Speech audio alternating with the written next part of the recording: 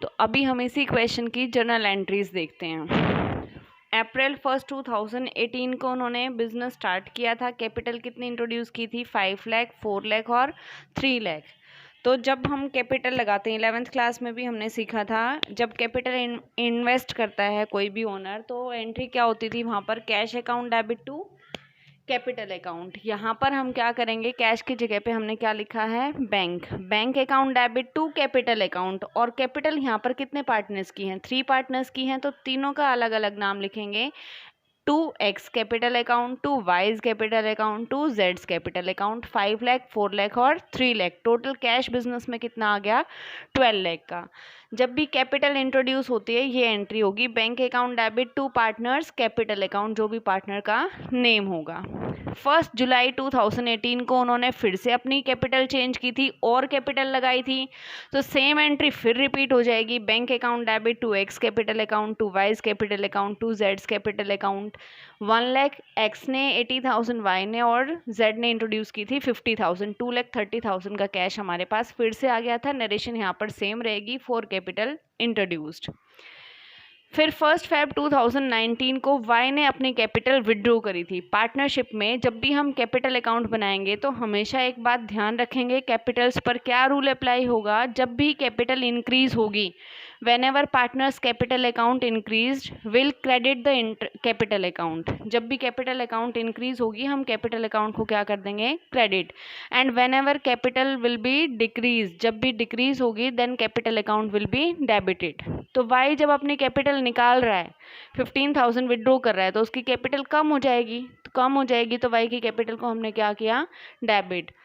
और बिजनेस से कैश चला गया तो टू बैंक अकाउंट 15,000। क्लियर? इसके बाद हमें इंफॉर्मेशन कब थी? 31 मार्च 2019 को हमने क्या लगाना था? पार्टनर्स कैपिटल पर इंटरेस्ट। तो इंटरेस्ट ऑन कैपिटल अकाउंट हम किसकी बुक्स बना रहे हैं? बिजनेस की, फर्म की। तो फर्म के पॉइंट ऑफ व्यू से इंटरेस्ट ऑन कैपिटल क्या होता है? एक्सपेंस।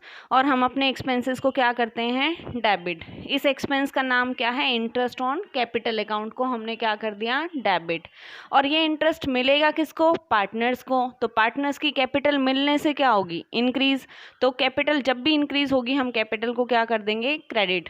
एक्स की कैपिटल इंक्रीज हो गई, वाई की और जेड की। To X capital account, to Y's capital account and to जेड्स कैपिटल अकाउंट। वर्किंग नोट में हमने ये कैलकुलेट किया था, जो फर्स्ट वर्किंग नोट बनाया था। एक्स के इंटरेस्ट आया था 46,000, वाई का आया था 36,600 और जेड का आया था 27,000। टोटल इंटरेस्ट हमारा हो गया था 1,09,600।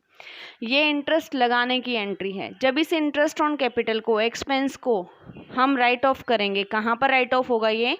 जैसे रेंट, सैलरीज, ये सब कहाँ राइट ऑफ होते थे? प्रॉफिट एंड लॉस अकाउंट में। लेकिन इंटरेस्ट ऑन कैपिटल अकाउंट कहाँ जाएगा? Profit and loss appropriation account में। तो जब हम इसको राइट ऑफ करेंगे तो हमारी एंट्री क्या होगी? ये वाली, profit and loss appropriation account debit to interest on capital account. Interest on capital debit था, यहाँ पर हमने क्या कर दिया? क्रेडिट कर दिया, अकाउंट क्लोज हो गया। और ये एक्सपेंस कहाँ ट्रांसफर हो गया? Profit and loss appropriation account में। टोटल 1,09,600। फिर नेट प्रॉफिट गिवन है फर्म का 2,09,600। अब जैसे ग्रोस प्रॉफिट कहाँ ट्रांसफर होता था? प्रॉफिट एंड लॉस में। इसी तरह से नेट प्रॉफिट अब कहाँ ट्रांसफर हो जाएगा? Profit and loss appropriation account में। प्रॉफिट एंड लॉस के क्रेडिट बैलेंस को खत्म कर दिया, डेबिट कर दिया, और उसकी जगह पर किसको क्रेडिट कर दिया? Profit and loss appropriation account को 2,09,600, जो नेट प्रॉफिट हमारा गिवन था। वहाँ पर जो नेट प्रॉफिट है वो 2,09,600 कर लो। आई थिंक वहाँ पर 1,09,600 लिखा हुआ है, वो 2,09,600 है। इसके बाद जो भी डिविजिबल प्रॉफिट आएगा वो प्रॉफिट किसको मिल जाएगा? पार्टनर्स को। कैपिटल बढ़ जाएगी तो यहाँ पर कैपिटल क्या हो जाएगी? क्रेडिट। और प्रॉफिट एंड लॉस एप्रोप्रिएशन को हम कर देंगे डेबिट। इसके अमाउंट हम लिखेंगे जब हम बनाएंगे profit and loss appropriation account. Now we are preparing profit and loss appropriation account and partners capital account. तो अब इसका हम बनाएंगे profit and loss appropriation account. Profit and loss account की तरह ही है जैसे हमने प्रॉफिट एंड लॉस अकाउंट बनाया था, ट्रेडिंग प्रॉफिट एंड लॉस बनाया था। नॉमिनल अकाउंट है profit and loss appropriation account भी, debit side and credit side, particulars amount, particular and amount. जैसे ग्रोस प्रॉफिट को हम ट्रांसफ़र कर देते थे net profit and loss account में, ट्रेडिंग से ग्रोस प्रॉफिट आया उसको बाय ग्रोस प्रॉफिट हम प्रॉफिट एंड लॉस में लिखते थे, फिर प्रॉफिट एंड लॉस से नेट प्रॉफिट आया, अब वो नेट प्रॉफिट कहाँ ट्रांसफ़र हो जाएगा, प्रॉफिट एंड लॉस एप्रोप्रिएशन में। जर्नल एंट्री भी हमने की थी, इसकी क्या एंट्री की थी, profit and loss account debit to profit and loss appropriation account. तो प्रॉफिट एंड लॉस एप्रोप्रिएशन को हमने क्या कर दिया, credit by profit and loss account, 2,09,600 का प्रॉफिट हमने यहाँ पर ट्रांसफ़र कर दिया।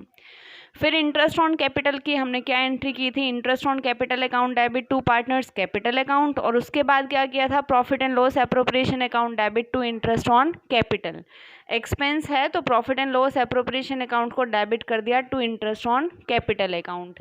एक्स का इंटरेस्ट था 46,000, वाई का 36,600, जेड का था 27,000, टोटल कितना 1,09,600। और कुछ भी पार्टनरशिप डीड में नहीं है। यहाँ पर हम पार्टनरशिप डीड में प्रॉफिट शेयरिंग रेशो मान के चलते हैं कि पार्टनर्स का जो प्रॉफिट शेयरिंग रेशो है दैट इज़ 2:2:1। हमारे पास यहाँ पर ये है और यहाँ पर बोथ साइड्स को कंपेयर किया, कौन सी साइड ज़्यादा है, क्रेडिट साइड, तो क्रेडिट साइड का टोटल यहाँ पर भी और यहाँ पर भी, इसमें से हमने ये माइनस किया तो डिविजिबल प्रॉफिट हमारा कितना आया, 1 लाख। अब पार्टनर्स को ये प्रॉफिट मिल जाएगा, 1 लाख को डिवाइड किया 2:2:1 में। पहले आपको बता चुकी हूँ डिवीज़न ऑफ प्रॉफिट्स, तो एक्स का आ गया 40,000, वाई का 40,000 और जेड को मिला 20,000। ये डिविजिबल प्रॉफिट पार्टनर्स को मिला है। इसके बाद अभी हम बनाते हैं पार्टनर्स कैपिटल अकाउंट।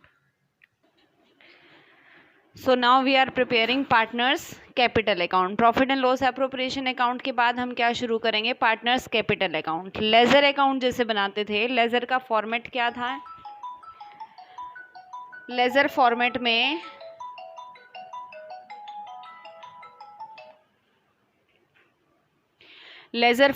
में हमारा एक डेबिट साइड और यहाँ पर हमारी क्रेडिट साइड, ये वाली साइड क्रेडिट साइड।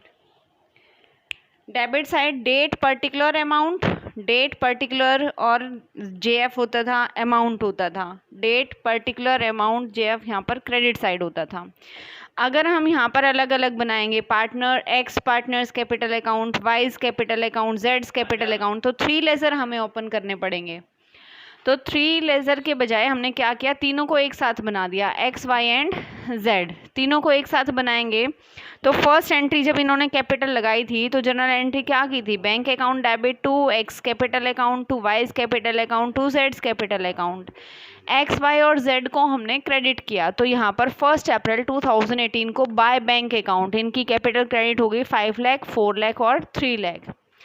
फिर 1 जुलाई को इन्होंने फिर से कैपिटल लगाई थी, तो फिर से हम लिखेंगे बाय बैंक अकाउंट 1,80,000 एंड 50,000।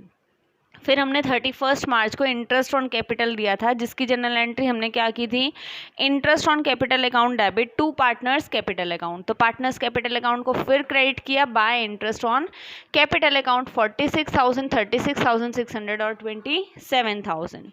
फिर जो प्रॉफिट एंड लॉस एप्रोप्रिएशन से प्रॉफिट डिस्ट्रीब्यूट हुआ था, वो प्रॉफिट भी किसको मिला था, पार्टनर्स को। जब भी पार्टनर्स की कैपिटल बढ़ेगी, जिस भी आइटम से, पार्टनर्स की कैपिटल को क्रेडिट करेंगे। जब भी कैपिटल घटेगी, डिक्रीज होगी, तो कैपिटल्स को हम डेबिट करेंगे। Bye profit and loss appropriation account, यहाँ पर प्रॉफिट इसको मिला था 40,000, 40,000 और 20,000। और 1 फेब को वाई ने अपनी कैपिटल विड्रॉ की थी, तो इससे इसकी कैपिटल कम हो गई। 1 फेब को टू बैंक अकाउंट 15,000, इसकी कैपिटल यहाँ पर कम हो गई थी। तो अब हम इसका बैलेंस निकालेंगे। क्रेडिट साइड का टोटल चेक करेंगे।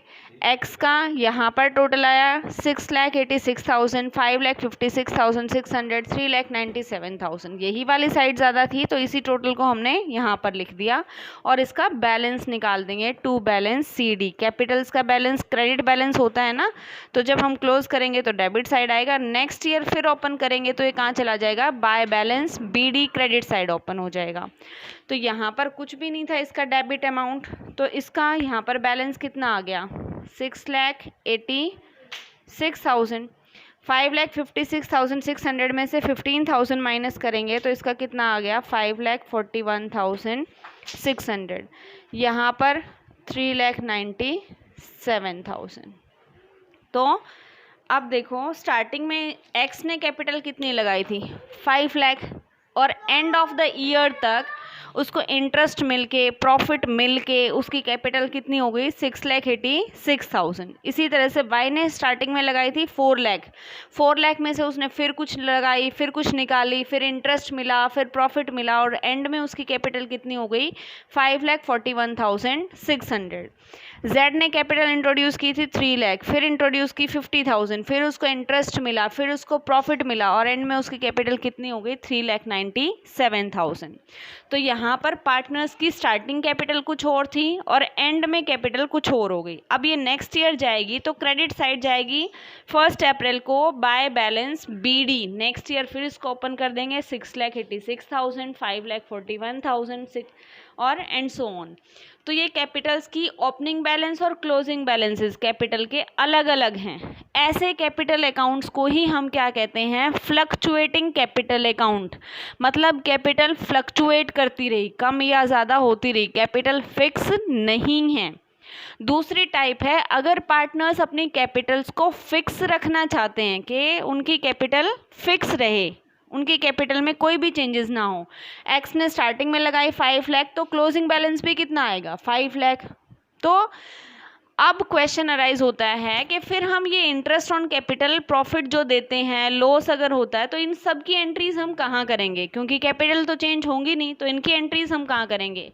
तो इन एंट्रीज को करने के लिए हम करंट अकाउंट ओपन करते हैं।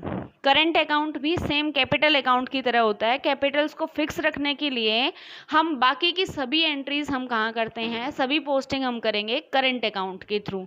वो भी कैपिटल अकाउंट की तरह होगा। करंट अकाउंट का बैलेंस बढ़ेगा तो उसको क्रेडिट करेंगे, कम होगा तो उसको डेबिट करेंगे। तो जब कैपिटल फ्लक्चुएटिंग है तो सारी कैपिटल्स की एंट्री कहाँ हुई, कैपिटल अकाउंट में। इंटरेस्ट की, प्रॉफिट की, लॉस की, इंटरेस्ट ऑन ड्रॉइंग्स की, सैलरी की, कमीशन की। और पार्टनर्स की कैपिटल के जो बैलेंसेस हैं वो बैलेंस क्या हो गए, फ्लक्चुएटिंग के केस में चेंज होते रहते हैं, लेकिन फिक्स के केस में वो चेंज नहीं होंगे। जो स्टार्टिंग में थी वही हमें एंड में मिलेगी और बाकी एंट्रीज हमारी कहाँ होंगी, पार्टनर्स करंट अकाउंट में, जिसको हम आगे सीखेंगे।